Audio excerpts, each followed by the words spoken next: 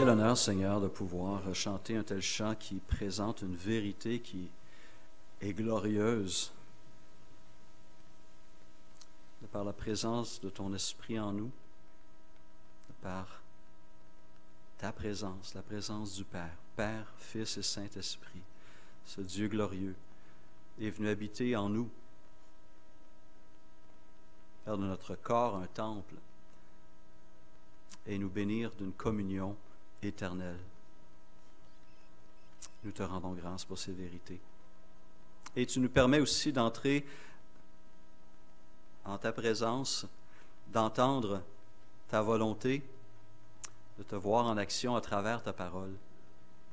Cette parole est vivante et encore aujourd'hui, elle a des choses à nous apprendre sur toi, sur nous, sur le monde,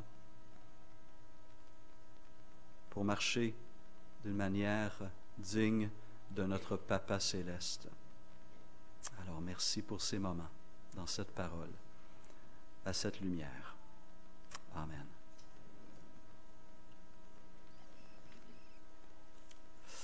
Lorsque Jésus a été confronté par ses adversaires religieux, en plus, il faut le souligner, qui cherchaient constamment à le prendre au piège par mille et une façons, soit pour attaquer sa réputation devant les Juifs ou porter des accusations contre lui devant les autorités romaines, Jésus a su avec sagesse et grâce et conviction et courage tenir ferme à ce qu'il était et à la mission que son Père lui a confiée. Mais les attaques étaient incessantes et même croissantes au fur et à mesure que ces 3 années de ministère avançaient. Et à un moment donné, un de ses adversaires, un docteur de la loi, est venu vers lui et lui a posé une question justement en vue de pouvoir le mettre à l'épreuve ou l'accuser de quelque chose. Et la question était la suivante, une question qui a donné une réponse extrêmement riche et profonde de la part de notre Seigneur. « Maître, a dit ce docteur de la loi, quel est le plus grand commandement de la loi? » Et Jésus lui répondit en citant cette parole de Deutéronome 6, verset 5.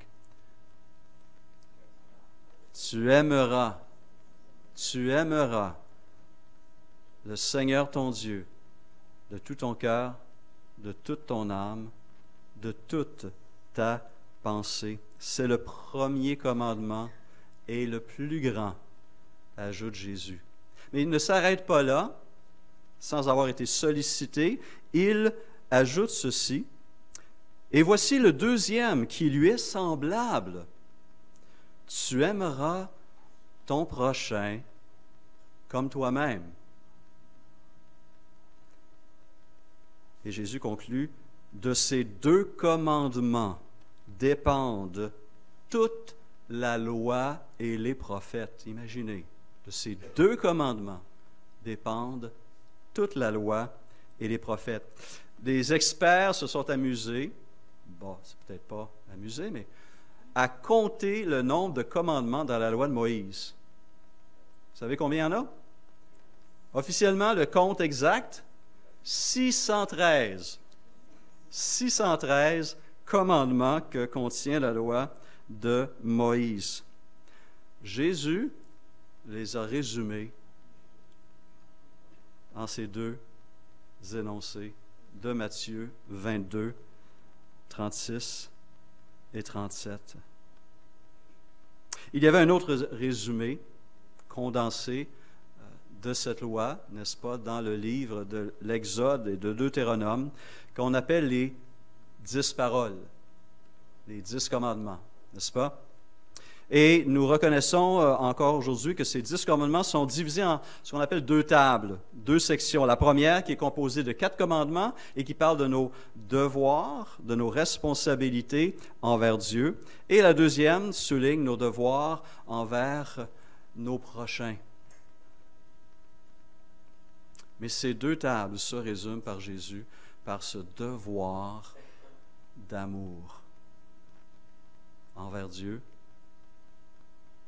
envers ces créatures humaines. Ce qui est intéressant, c'est de voir quel est ce premier devoir d'amour envers son prochain qui est mentionné dans les 10 commandements lorsque commence cette deuxième table. Voici ce qui est appelé le 5e commandement. Honore ton père et ta mère, afin que tes jours se prolongent sur la terre, que l'Éternel, ton Dieu, te donne.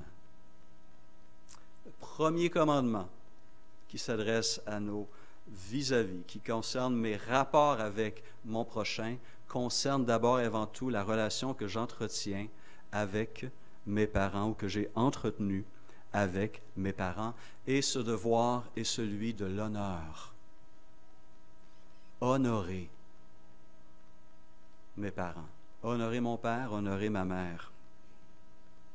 Alors, mais qu'est-ce que ça veut dire, plus précisément, que ce mot « honorer », un mot vraiment fascinant, utilisé par Moïse, donné par Dieu en Exode 20:12. C'est un mot lourd de sens, littéralement. Vous savez pourquoi? Parce qu'en hébreu, le mot utilisé pour honorer veut dire littéralement avoir du poids. Et il est utilisé dans l'Ancien Testament pour décrire la gloire de Dieu. Rappelez-vous ces images, n'est-ce pas, dans la loi, dans les psaumes, chez les prophètes, lorsque Dieu se manifeste, les montagnes se tassent. Hein? La gloire de Dieu est pesante. Elle a un effet. Elle est grandiose. Elle transforme. La gloire de Dieu est pesante. Et donc, honorer ses parents, c'est leur donner du poids, leur donner de l'importance. C'est leur donner la reconnaissance pour ce qui leur est dû. C'est les respecter, les estimer, reconnaître leurs valeurs, les apprécier. Nos parents ont du poids et on ne doit pas les prendre à la légère. C'est ce que ce 5e commandement, fondamentalement, veut nous faire comprendre. Alfred Kuhn, dans son analyse de ce texte, dans son ouvrage « Les difficultés de la parole », dit ceci, souligne 2 détails intéressants que je pense intéressants à ajouter. Il dit « Le commandement d'honorer ses parents est inconditionnel, c'est-à-dire non dépendant du fait que les parents méritent ou non le respect. »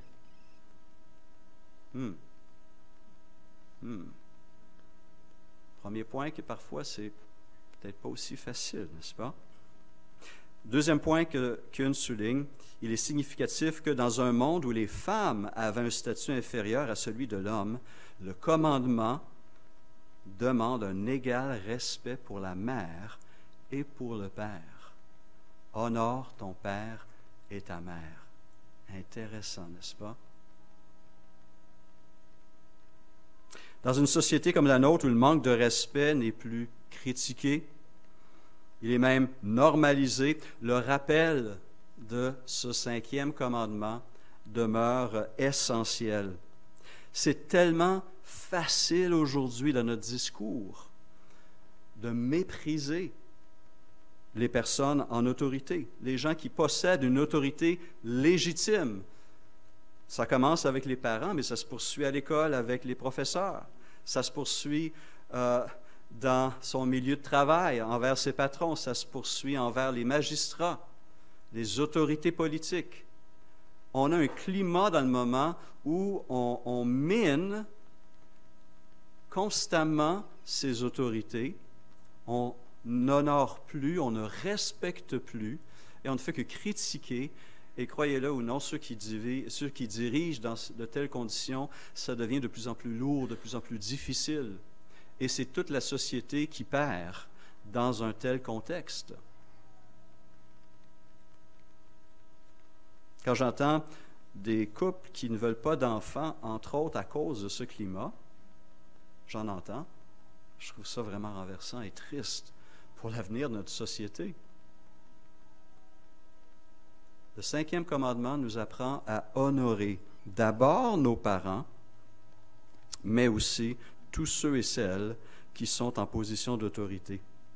Et la Bible va réagir avec force envers ceux qui ne respectent pas ce commandement-là. Une étude des textes dans l'Ancien Testament nous fait découvrir que les plus grandes malédictions sont prononcées contre ces enfants qui méprisent cette autorité première dans leur vie. Exode 21, versets 15 et 17, « Celui qui frappera son père ou sa mère sera puni de mort. Celui qui maudira son père ou sa mère sera puni de mort. » La loi était profondément sévère parce que l'impact allait au-delà de l'unité familiale aussi. Non seulement l'honneur était dû là, mais les répercussions vont au-delà aussi. En Deutéronome 21, on voit l'impact et l'implication de la société dans ce processus. Si un homme a un fils indocile et rebelle, n'écoutant ni la voix de son père ni la voix de sa mère et ne leur obéissant pas, même après qu'ils l'ont châtié, le père et la mère le prendront et le mèneront vers les anciens de sa ville et à la porte du lieu qu'il habite. Ils diront aux anciens de sa ville, « Voici notre fils qui est indocile et rebelle, qui n'écoute pas notre voix, qui se livre à des excès et à l'ivrognerie. » Et tous les hommes de sa ville le lapideront, et il mourra. Tu ôteras ainsi le mal du milieu de toi, afin que tout Israël entende et craigne. C'était sévère dans ce contexte, à cette époque. Pourquoi une telle sévérité? Parce qu'on considérait que ce crime affectait la stabilité de la nation, des communautés. C'était une attaque contre le fondement de la relation entre la nation et Dieu, qui était la famille.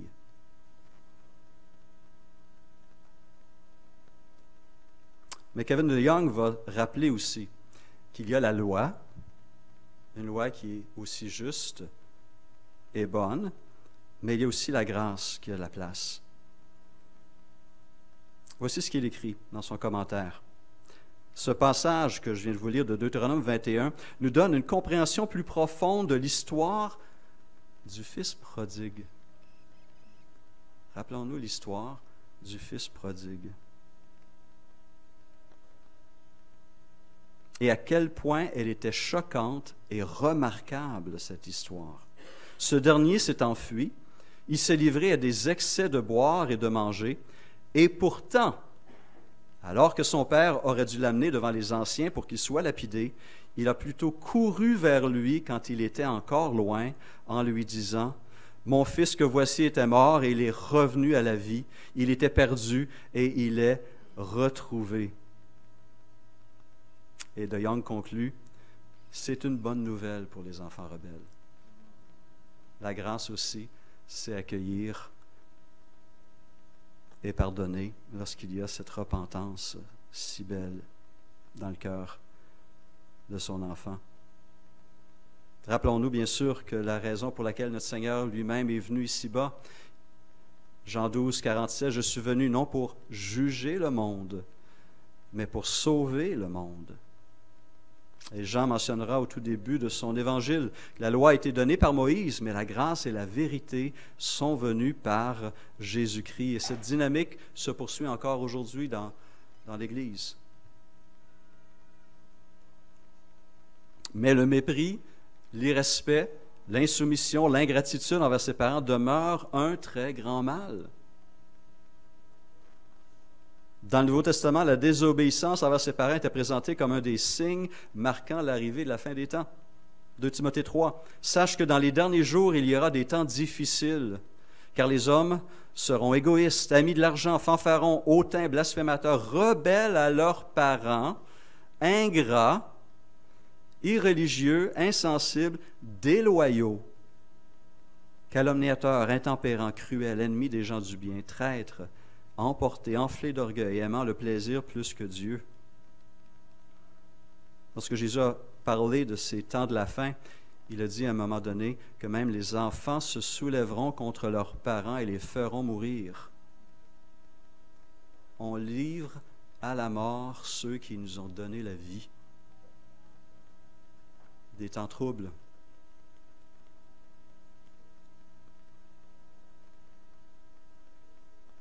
Alors nous sommes appelés à honorer nos parents, entre autres, parce qu'ils sont les premières figures d'autorité dans notre vie. Ils assument, dans ces conditions-là, une très grande responsabilité. Ils veillent sur nous, ils pourvoient nos besoins, nous éduquent, nous protègent, nous disciplinent. Ils versent des larmes, passent des nuits blanches, s'investissent, transmettent, aiment. Une responsabilité qui est à la fois belle, joyeuse, lourde, difficile, coûteuse, exigeante, bénissante, formatrice et transformatrice. Et pour toutes ces choses, le respect et l'honneur sont la réaction normale, saine, désirable.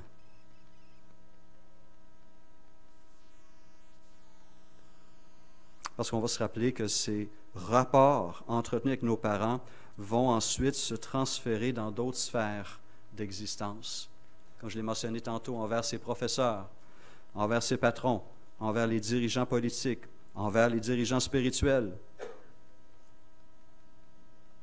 Lorsque l'auteur de l'Épître aux Hébreux parle des responsabilités des membres envers les anciens, par exemple, cette autorité a sa place là aussi.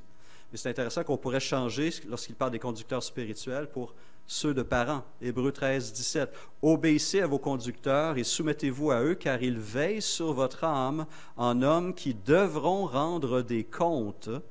Ils pourront ainsi le faire avec joie et non en soupirant, ce qui ne vous serait d'aucun avantage.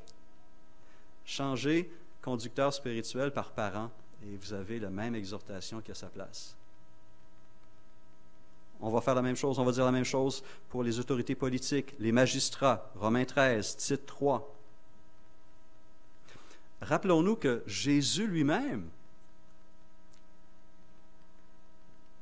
a honoré ses parents. Lui, être parfait, fils parfait, de parents imparfaits, il est resté soumis à ses parents. Après cet épisode où, à l'âge de 12 ans, lui et sa famille se sont rendus à Jérusalem pour une grande fête, il est resté parce qu'il devait s'occuper des affaires de son père. Hein? Mais qu'est-ce qui s'est passé dans la suite de ces choses? Nous dit l'évangéliste Luc. Imaginez, il a 12 ans. 12 ans, c'est quoi? C'est un peu le début de l'adolescence. Aujourd'hui, Luc 2, 51 déclare « Il descendit avec eux pour aller à Nazareth et il leur était soumis. » Dans notre culture, on est en train de dire que l'adolescence est un moment de rébellion qui est un peu naturel, normal. C'est le cours normal des choses, n'est-ce pas? Ce n'est pas un rite de passage obligatoire. Contrairement à ce que notre culture semble affirmer. Ce n'est pas quelque chose de normal ni de désirable. L'honneur, le respect et la soumission demeurent des comportements que Dieu exige, demande, et que les parents doivent apprendre aussi à communiquer à leurs enfants. Oui, les enfants, les ados vont se chercher, vont se former une identité souvent en questionnant ce qu'ils ont reçu, mais ce n'est pas une raison pour manquer de respect, ce n'est pas une raison pour se rebeller, ce n'est pas une raison pour désobéir. Et l'exemple de Jésus est là pour nous le rappeler. Alors, comment peut-on honorer ses parents? Kevin DeYoung, dans son traitement des commandements, va prendre quelques expressions toutes simples pour résumer, en quelque sorte, les devoirs des enfants, comment honorer leurs parents. Et je les reprends ici, je les trouve très simples et faciles à se rappeler. La première expression, c'est essentiellement « Oui, papa »,« Oui, maman ». Ça fait référence à quoi? Obéissance. Exactement. À l'obéissance. L'obéissance leur est due tant aussi longtemps que nous demeurons sous l'autorité parentale. Une autre expression. Merci, papa. Merci, maman. la reconnaissance, n'est-ce pas? Faire preuve de gratitude est l'un des meilleurs moyens d'honorer ses parents. Des choses parfois qu'on réalise plus tard soi-même lorsqu'on devient parent à notre tour, mais lorsqu'on pense à tout ce que ses parents ont investi en nous, en temps, en larmes, en conseils, en énergie, en nuit blanche. Soyons reconnaissants pour toutes ces choses et exprimons-le. L'un des plus grands romanciers russes du 19e siècle, Fyodor Dostoïevski, a écrit ceci sur l'homme dans ses carnets du sous-sol. Il dit, en parlant de l'homme, s'il n'est pas stupide, il est monstrueusement ingrat. Je pense même que la meilleure définition de l'homme est la suivante, créature bipède et ingrate. Ouch! Ouch! Ça fait mal, ça. Martin Luther le dit autrement, il dit « Rien ne vieillit plus vite que la gratitude. »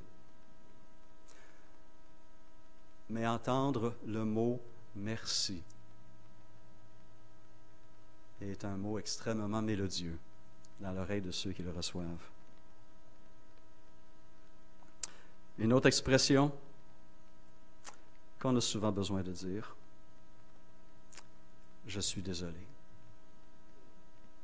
Je m'excuse. » Lorsqu'on comprend le mal qu'on a commis, les paroles mauvaises qu'on a prononcées, le manque de respect qu'on a manifesté, ces trois mots peuvent guérir les plus grandes blessures, peuvent restaurer les relations brisées. Je suis désolé. Je m'excuse. J'aurais pas dû. Je te demande pardon. C'est ce que fait le Fils prodigue, n'est-ce pas? Lorsqu'il est entré en lui-même et il a regardé son parcours, comment il a vécu, comment il a traité son Père, quelles étaient les premières paroles qu'il a compris, qu'il devait prononcer à son Père? « Mon Père, j'ai péché contre le ciel et contre toi. » Une confession. Il s'est humilié devant son Père. Et cette relation a été guérie et restaurée. Un dernier mot que De Young propose, très facile à se rappeler. Bonjour. Prendre le temps de parler à ses parents, prendre le temps de saluer ses parents, et pas seulement lorsqu'on vit avec eux, mais aussi plus tard, lorsque nous grandissons, lorsque nous commençons une carrière, lorsque nous fondons une famille, parfois c'est plus facile de reporter à plus tard, n'est-ce pas, ces moments avec ses parents, qui aussi deviennent grands-parents éventuellement. Mais comme De Young le souligne, il n'y a sans doute rien au monde qu'une mère ou un père, surtout une mère, puisse souhaiter autant que de voir tous ses enfants et ses petits-enfants réunis au même endroit. La chorale de Noël qui visite les foyers, n'est-ce pas, et qui parle avec ces personnes dans la résidence pour personnes âgées ou les CHSLD, dans les conversations qu'on a, qu'est-ce qui est l'aspiration la plus profonde pour la plupart de ces personnes? Voir ses enfants, voir ses petits-enfants, les avoir là. Bonjour. Et si ce n'est pas possible à cause de la distance, un téléphone. WhatsApp, FaceTime, multiplier les technologies merveilleuses qui nous permettent de se voir et de se parler. Ces choses sont précieuses. Proverbe 23-22 déclare « Ne méprise pas ta mère quand elle sera devenue vieille. » Je répète, Proverbe 23, verset 22, « Ne méprise pas ta mère quand elle sera devenue vieille. » Et nos devoirs ne cessent pas lorsqu'on quitte le foyer parental, lorsqu'on quitte le nid familial.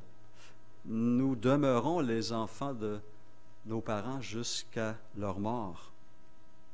Et il est possible qu'à un moment donné, ce sera à notre tour d'accorder des soins, de prendre soin, de soutenir, d'encourager nos parents dans leur vieillesse comme ils ont pris soin de nous dans notre jeunesse. Et ça aussi, c'est un devoir filial que la parole souligne amplement, au point que Jésus a dû intervenir contre les chefs religieux parce qu'ils avaient trouvé une façon de détourner ce devoir filial envers leurs parents par une pratique qu'on appelait la pratique du corban. Vous connaissez cette pratique-là? Corban veut dire consacré, ou c'est une offrande qui était consacrée à Dieu. Voici un peu la situation en Matthieu 15. Des pharisiens et des spécialistes de la loi vinrent de Jérusalem trouver Jésus et dire « Pourquoi tes disciples transgressent-ils la tradition des anciens? En effet, ils ne se lavent pas les mains quand ils prennent leur repas. » Tradition des anciens. Jésus leur répondit « Et vous, pourquoi transgressez-vous le commandement de Dieu au profit de votre tradition? En effet, Dieu a dit « Honore ton père et ta mère, et celui qui maudira son père ou sa mère sera puni de mort. Mais d'après vous, celui qui dira à son père ou à sa mère, ce dont j'aurais pu t'assister est une offrande à Dieu, n'est plus tenu d'honorer son père ou sa mère. Vous annulez ainsi la parole de Dieu au profit de votre tradition. » Et Jésus ajoute, gang d'hypocrites. OK, il n'y avait pas la gang de, mais il y avait le mot hypocrite dedans. Hypocrite.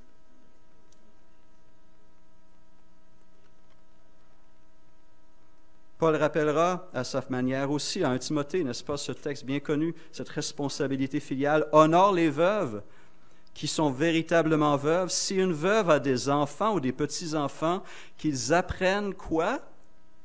À exercer la piété. C'est comme ça que Paul l'écrit. À exercer la piété d'abord envers leur propre famille et à rendre à leurs parents ce qu'ils ont reçu d'eux, car cela est agréable à Dieu. Si un croyant, homme ou femme, a des veuves dans sa famille, qui les assistent et que l'Église n'en ait pas la charge, afin qu'elle puisse aider celles qui sont véritablement veuves. Et ce verset 8 d'un Timothée 5, si quelqu'un n'a pas soin des siens, et principalement de ceux de sa famille, il a renié la foi, il est pire qu'un infidèle. Ce sont des paroles fortes ici, terriblement fortes. Le théologien James Packer dira que ces choses, la façon dont on se comporte en tant qu'enfant et en tant que parent, est un test de notre humanité et de notre spiritualité.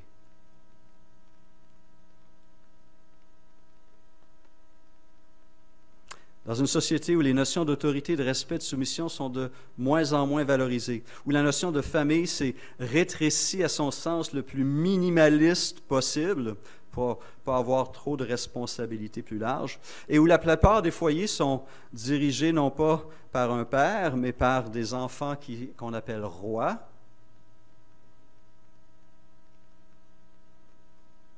où ce sont les enfants qui font la loi dans le foyer, ce rappel de ce 5e commandement devient encore important, pour ne pas dire urgent.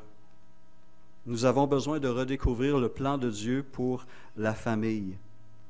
Une structure sociale fondamentale, une structure spirituelle aussi fondamentale, parce que c'est là que les parents chrétiens peuvent être en quelque sorte les pasteurs et les enseignants de leurs enfants dans les choses de Dieu. Et cette structure, finalement, nous vient de Dieu parce que Dieu lui-même existe et se révèle à travers un langage de famille. Dieu le Père, Dieu le Fils, Dieu le Saint-Esprit. Une famille qui fonctionne selon les principes de la parole, non seulement honore, le Seigneur, mais reflète aussi l'ordre qui se trouve en Dieu. Une dernière considération, et celle-ci nous vient aussi de Kevin DeYoung, que j'ai trouvée intéressante. Si, dit-il, vous n'avez pas d'enfants ou de parents vivants, vous plairez à Dieu, le Dieu de la famille, en aimant la famille de Dieu.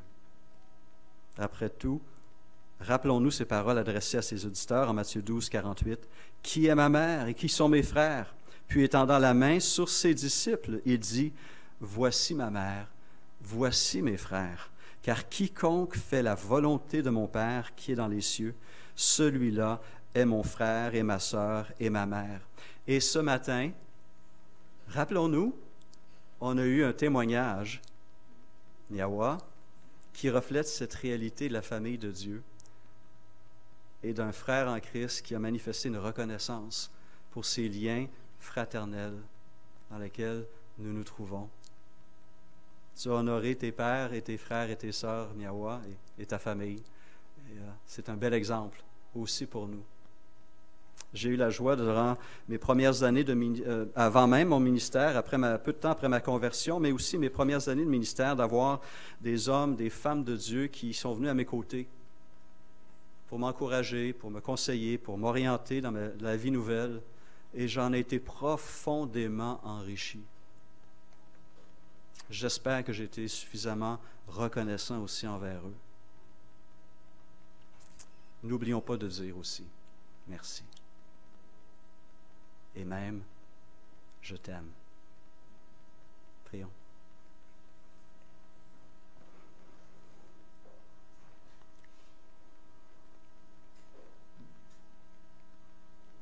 Seigneur, au sein de cette communauté humaine, tu as cru bon de donner comme structure fondamentale ce que nous constatons en quelque sorte en toi, Dieu Trinitaire, Père, Fils et Saint-Esprit. Un lieu où la vie est créée, soutenue, dirigée, guidée, protégée. Seigneur, pour nos parents, ce matin encore, même s'ils sont ou étaient imparfaits, nous sommes ici. Nous avons été façonnés et beaucoup des belles choses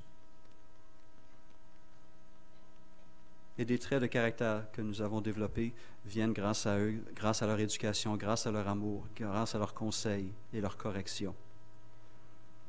Et nous voulons te dire encore une fois merci. Et on veut te remercier aussi pour ces liens fraternels qui nous unissent, pour ces hommes et ces femmes avancés en maturité spirituelle et en amour et qui cheminent avec de plus jeunes.